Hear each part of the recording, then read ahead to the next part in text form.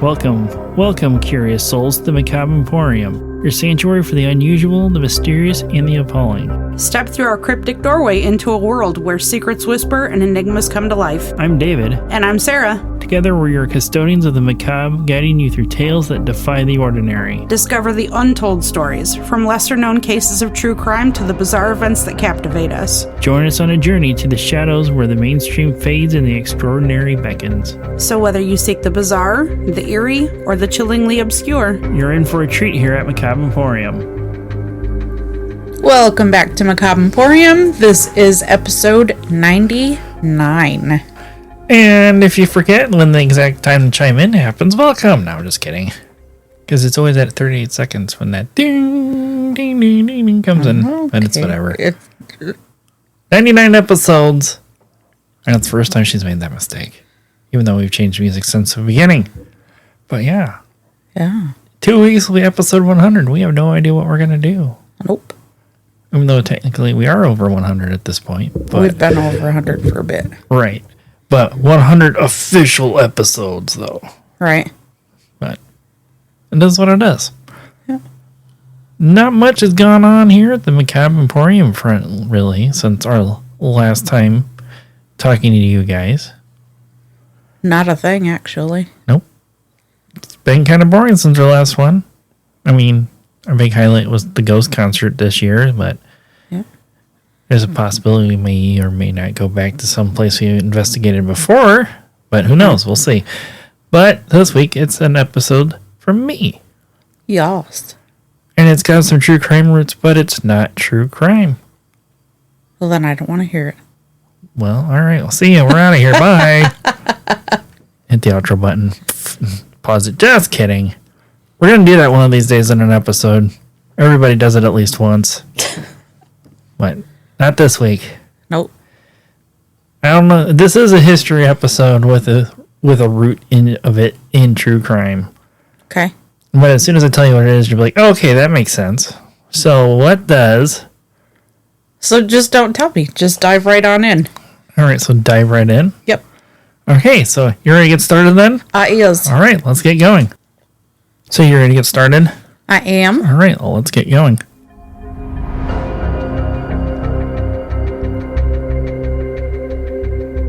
Before the 1930s, the Texas prison system had a poor reputation. Due to post-Civil War and Jim Crow laws, black Texans were targeted and their sentencing would result by giving them harsher sentences compared to whites during this era, creating a huge influx of prisoners, which the state of Texas would lease out of private companies for labor, i.e. farms, railroad, any large construction projects.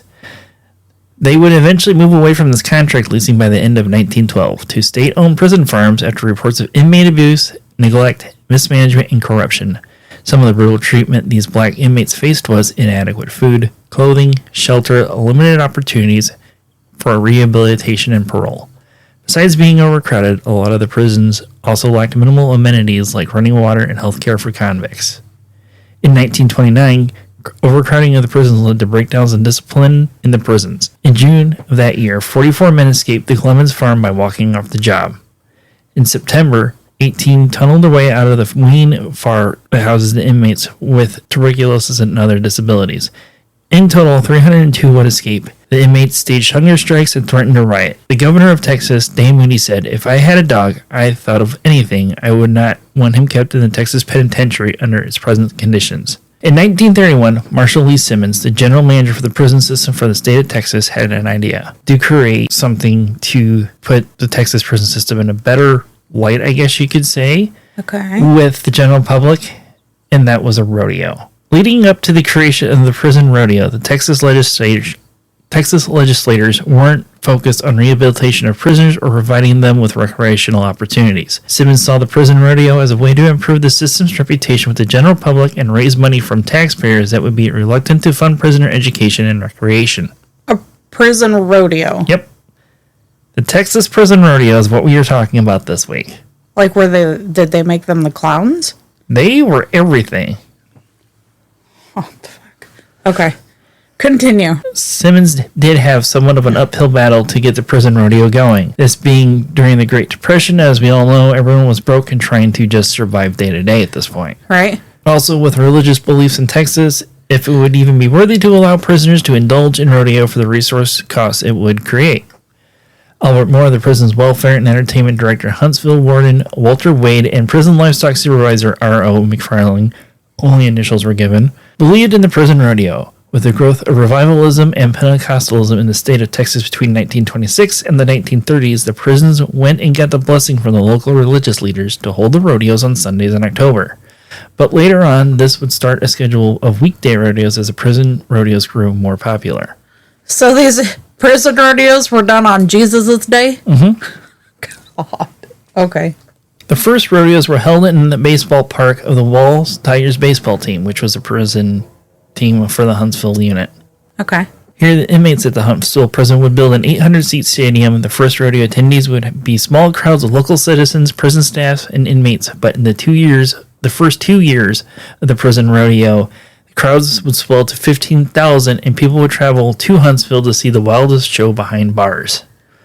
Some of the show and some of the pictures I did see of this from the 1950s when they built a much larger stadium. There was one all the grandstands for general population, and then there was one section a little bit more segregated with a giant fence around it. Makes sense. For the inmates to watch as well too. Makes sense. Don't want them getting out. Well, the interesting thing is, being a black and white picture, black and white pictures, the large crowds are pocketed in like different shades of gray and white, but there's just this one solid block of white because of all the inmates in their prison whites. Jeez. In a clip from an interview on EastTexasHistory.org, Connie King said the atmosphere wasn't like you would think it would be entering a prison. It was more of a celebration type atmosphere as the inmates were enjoying themselves being rodeo clowns and cowboys. She didn't specify what year, but she did say she remembered that most of them did wear white uniforms, and this could also be seen in some home footage that was available on this website. I had also seen a photo in a different article from TexasHighways.com of inmates wearing traditional vertical striped shirts and pants with their chaps and cowboy hats. Wow. Also, with the things with the rodeo clowns in this home footage, one of them they were carrying signs between two of them was like, does anybody have a spare hacksaw or an old hacksaw, or has anybody got a ladder, just for comic relief kind of thing, being from the rodeo clowns, being prison inmates, Yeah. And of course, even though this is a prison rodeo, they still held your traditional rodeo events like bronco riding, saddle, and bareback. Inmates tried to ride bucking horses for, the full 8 seconds, same rules as a pro rodeos would. Bull riding, this most famous and crowd-pleasing event, inmates rode massive bulls, often with minimal training. This was one of the events that produced inmate legends. Steer wrestling, or also known as bulldogging. A rider jumped from his horse onto a running steer and tried to wrestle it onto the ground by its horns. Calf roping, inmates had to tie rope a running calf, dismount, and tie 3 of its legs together in the fastest time. Team roping, basically the same thing as teams. Barrel racing came in later years of the Texas Prison Rodeo. Bleh. This one wasn't as consistent, but in the later decades, they sometimes included barrel racing, usually performed by the female inmates or exhibition riders. And some of the more wilder events they had over the years are the Hard Money Race, which was one of the most popular events because this was when 40 inmates all wearing red shirts would enter the arena while a bull was turned loose with a tobacco bag tied to its horns stuffed with money. Inmates had to wrestle the bull to get the sack of money, and whoever got it got to keep the money. Chaos was guaranteed, of course, during this event. So they basically went in as like the red cape for the matadors. Oh, good Lord. How many got fucked up, though? From what they said, a lot of this was just minor injury stuff. I'm sure there was some severe injuries and broken bones and whatnot over the years, but overall minor injuries basically happened. Yeah. There was also the rescue race. One inmate had to swoop another off the ground and onto a galloping horse like a cowboy stunt show, but with 0 practice. That sounds dangerous. And there was the buddy pickup, similar to the rescue race, but it usually ended in a spectacular wipeout since timing and trust were in short supply being in prison. Bull poker, which is an interesting one. Inmates sat around a card table inside the arena while a bull was turned loose. The last man still sitting at the table won, often ended with the table flying into the air. And sometimes it was the bull would take everybody out in one shot or pick them off one by one. But it was still whoever was the last one standing. Last man standing is the winner. Wild cow milking. Teams of inmates had to rope and milk a wild cow, then run the tiny amount of milk they got to the judges. And my first time I read this, all I could think of was in the movie Kingpin. Hey, I milked your guys' cow for you. We don't have a cow. And there was scramble races like pigs or calves greased up with lard, which would then turn loose in an arena, which inmates had to catch them by hand, and, just more chaotic fun, basically. Yeah. Time magazine reported 2,000 to 3,000 people would be turned away, while 25,000 others eagerly paid their 50-cent admission fee to the rip-roaring show over the years. 25,000? Yep. Wow. Inmates were not required to participate in the rodeo, or were paid to, but they were required to do tryouts first before they could ride. Most inmates participated in the rodeo to change up their normal routines while incarcerated and win money for their commissary. The prize money from the hard money event, the one where 40 of them wear red shirts to grab that bag, would be $50. And I remembered to inflate this, but I apparently forgot to do the admission cost, which would be $527 and some change here in 2025 when we record this episode, and ended up being to $1,500 with donations. In later years, the standard flat would be $1,000. Huh. Inmate O'Neill Browning has been accredited with bringing the hard money event to the rodeo in Texas after seeing it at the Oklahoma Prison Rodeo. Also, one of the other main events that was like the show closer other than the hard money event was one called the Mad Scramble, where they would have 10 inmates riding bulls in the arena at one time. That also sounds dangerous. Oh, yeah, that's what most of the people came for. The rodeo was to see, a lot of danger and a lot of injuries and stuff like that. Yeah. So, I guess they're getting what they paid for. Mm-hmm. So, it wasn't just Texas that did these prison rodeos. Yeah, we'll get there. I have some states that did that later. Okay. Browning would be one of the more notable prison rodeo cowboys. He would win top hand 7 times in the prison rodeo in Texas, despite losing a thumb during the steer roping event. He was serving a life sentence for murder after killing his father with an axe during a drunken rage. Jesus. In the 1950s, a more permanent rodeo would be built out of concrete and steel and could sit 20,000 spectators, and well-known country acts would perform here over the years. Johnny Cash would actually play at the prison rodeo 10 years before releasing at Folsom Prison. Oh, really? Mm-hmm. Huh. Other headliners would include John Wayne, Steve McQueen, Loretta Lynn, and Willie Nelson, and of course Dolly Parton. Because you can't do anything country without Dolly Parton being there, or Willie Nelson, or Johnny Cash. Yeah, he's been there since the beginning of time. Other than Keith Richards, dirt formed around Willie Nelson and Keith Richards. Right. Some of the other entertainment did come from in-house. Candy Bar-born Juanita Dale Slusher was a burlesque dancer in Dallas, Texas, and made headlines in 1956 for shooting her alleged abusive husband. Even though the charges were dropped, she was arrested in 1957 for marijuana. Are you shitting? Oh my God! Yeah, I know. It was a different time then, so. And was an inmate at the Gory Unit, the all-female prison at Huntsville. She would also join the Gory Girls and all-women's prison country string band and be their singer. Zora was also a men's country western band featured in some of the archived films I did see, but I couldn't find any information on this male country western band. Yeah. During the 1960s, when the professional rodeo circuit was segregated, the prison rodeos were not, making it one of the first desegregated sporting events in the South, even though the spectators were still segregated, which a lot of the pictures I did see they weren't, but yeah, there was no date given on it, so it could have been, after the civil rights movement. Mm-hmm. In 1972, brought big changes to the rodeo. This is when women were able to participate in some of the events as well. This was a move by the state to save money from trying to hire big-name acts like I mentioned earlier.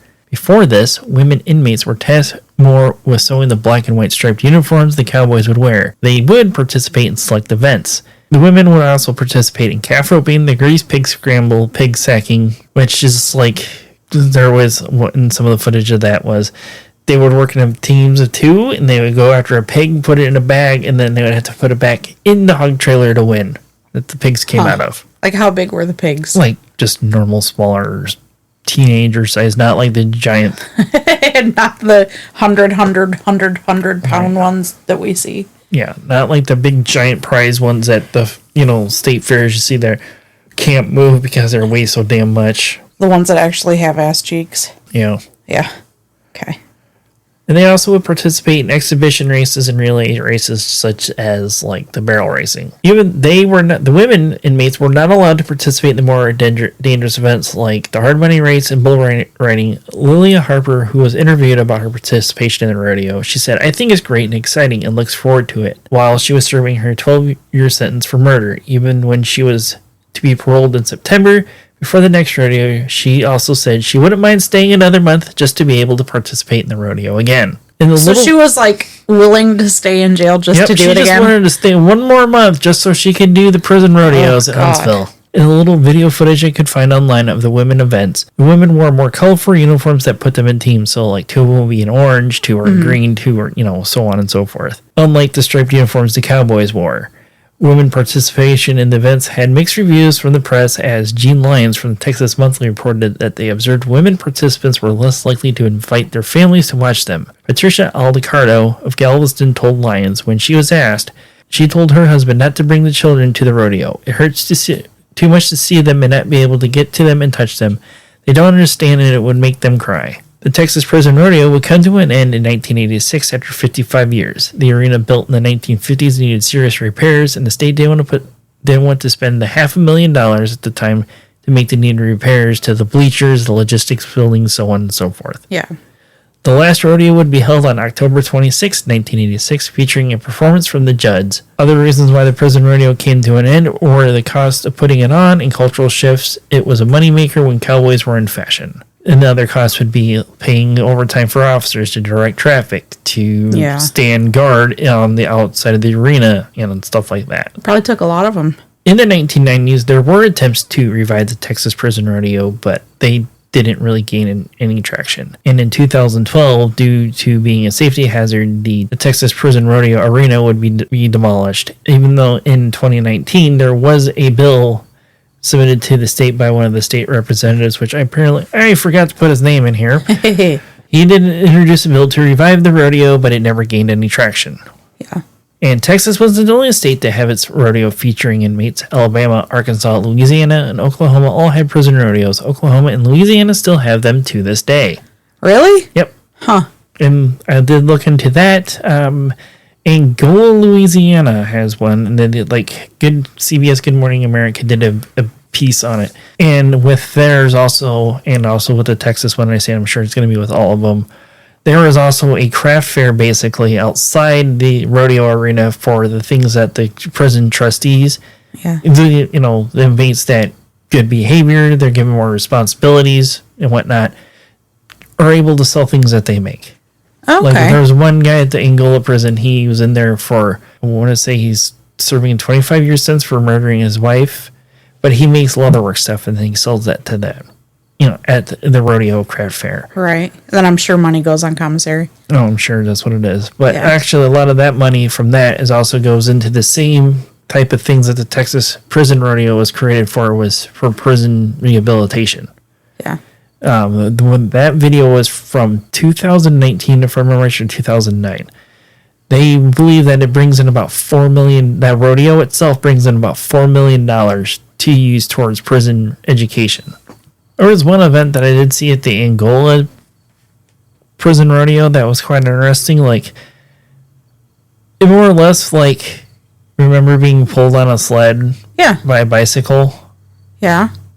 Basically the same thing with a horse, but he has a pitcher full of Kool-Aid, lack of a better term, dyed water in it. I guess he has to try and keep that pitcher full of whatever being dragged around the arena. They never mentioned what the event was, but I thought that one was quite interesting. All the different videos that I watched from about this, there was one thing that was in common from all the inmates. They all said it helps you participating in the rodeo helps you forget about being incarcerated while incarcerated. Did they get taught how to ride the bulls or the horses? Of them, probably not. One of them, he was in the one in Louisiana. He's in there for murder, and he'd never dealt with animals like this before ever.